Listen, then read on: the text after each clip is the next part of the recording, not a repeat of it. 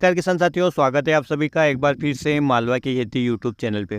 किसान साथियों, कई वर्षों से हम सोयाबीन की खेती करते आ रहे हैं और हम अक्सर देखते हैं कि कभी-कभी किसी सोयाबीन को प्लॉट में या खेत में हमें सोयाबीन की फसल में 20 से 30 दिन की अवस्था में पीलापन दिखाई देता है और फिर बिना किसी दवाई के ये हमें कुछ समय बाद ठीक होता हुआ भी दिखता है। तो इसका कारण क्या है और इस प्रकार का जब पीलापन आ जाता है तो उससे क्या नुकसान हो सकता है और किस प्रकार से हम इसे ठीक कर सकें और बिना किसी लागत के ये कैसे ठीक हो जाता है, इसके बारे में आज डिटेल से बात करेंगे। तो पूरी जानकारी के लिए आप वीडियो में आखिर तक बना रहिएगा। किसान साथियों, ये जो समस्या है आपको सभी प्रकार के खेतों में या सभी खेतों में नहीं दिखाई देगी। ये वहाँ पर दिखाई देगी जहाँ की जो मिट्टी है वो भूरी है, या यूँ कहें कि वो हमारे मालवी भाषा में उसको बोलते हैं गोरमा टाइप मिट्टी, या जो मिट्टी पहले पुराने समय में लोग घर बनाने के लिए इस्तेमाल करते थे, जिसमें कच्ची ईंटें बनती थी मिट्टी की और फिर उससे मकान बनाया जाता था। उस टाइप की मिट्टी यदि आप खेतों में होती है तो इस प्रकार का शुरुआती पीलापन फसल की अवस्था में आता है।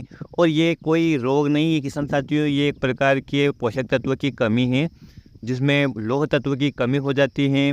पौधे को खेत में पर्याप्त मात्रा में आपके लौह तत्व है, लेकिन पौधे को उसकी कमी हो जाती है। कारण ये है किसान साथियों कि यदि शुरुआत अवस्था में बारिश कम होती है तो जो आयरन है वो पूरी तरह से घुल नहीं पाता है हमारे खेत की मिट्टी में पड़ा हुआ, और वो पौधे को अवेलेबल नहीं हो पाता है, जिसके कारण कि इस प्रकार की समस्याएं आपको देखने को मिल सकती है। खास करके इस टाइप की मिट्टी जिसका मैंने अभी जिक्र किया है, भूरी मिट्टी में।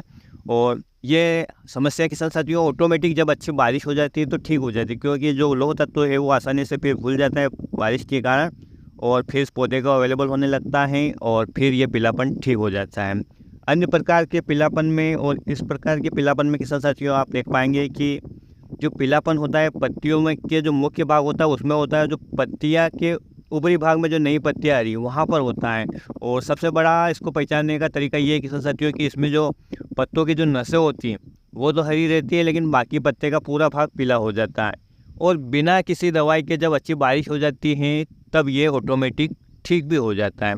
किसान साथियों, यदि बहुत ज़्यादा दिनों तक ये पीलापन रहता है तो जो सोयाबीन जब अगली स्टेज में जाता है तब आपकी फसल में नुकसान हो सकता है। लेकिन यदि बारिश समय पे हो जाती है तो ये फिर पीलापन है ये ऑटोमेटिक ठीक हो जाता है। यदि बहुत ज़्यादा समय तक आपके यहाँ ड्रेस स्पेल रहता है, यानी जो बारिश का अंतराल बहुत ज़्यादा रह जाता है और इस प्रकार का पीलापन आ रहा है, तो किसान साथियों आपको इसका उपचार करना ज़रूरी है।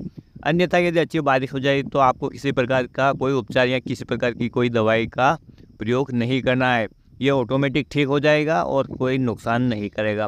लेकिन जैसा मैंने आपको बताया कि बहुत ज़्यादा दिनों तक यह जो ड्राई स्पेल रहता है, तो इस प्रकार की समस्या यदि आपके खेतों में है और यदि आपने इसका समय पर नियंत्रण नहीं किया है तो जब सोयाबीन की अगली स्टेज में जाने का समय आता है किसान साथियों, तब इस प्रकार की समस्या के कारण 20 से 30% तक नुकसान हो सकता है। इसलिए आप यदि इस समय फेरस सल्फेट जो कि बाज़ार में आपको मिल जाता है और बहुत ही सस्ता होता है, ये लौह तत्व होता है किसान साथियों इसमें, और यानी कि आयरन, और इसकी पूर्ति यदि पौधे को अवेलेबल हो जाती है तो ये जो पीलापन है ये ऑटोमेटिक ही दूर हो जाता है।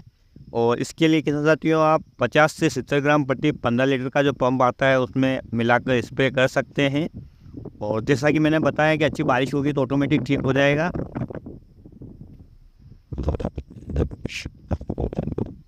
तो किसान साथियों, इस प्रकार से आप शुरुआती पीलापन को पहचान करके कि ये किस कारण से आ रहा है, यदि लौह तत्व की कमी के कारण आ रहा है तो इस प्रकार से आप इस दवाई या इस प्रोडक्ट के प्रयोग से दूर कर सकते हैं। और यदि अच्छी बारिश है और आपके खेत में इस प्रकार की समस्या नहीं है तो आपको किसी प्रकार की कोई भी स्प्रे नहीं करना है, फालतू में अपनी लागत नहीं बढ़ाना है, क्योंकि कुछ चीज़ें हमें प्रकृति पे छोड़ देनी चाहिए, वो अपना बैलेंस बराबर कर लेती हैं।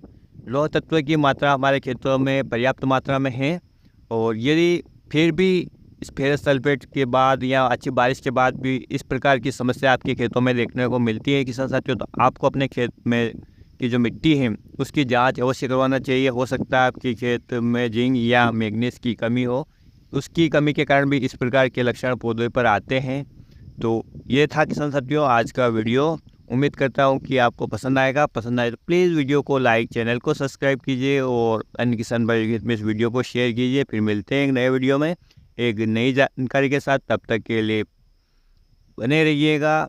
मालवा की खेती यूट्यूब चैनल के साथ। वीडियो देखने के लिए आपका बहुत बहुत धन्यवाद। जय हिंद, जय जवान, जय किसान।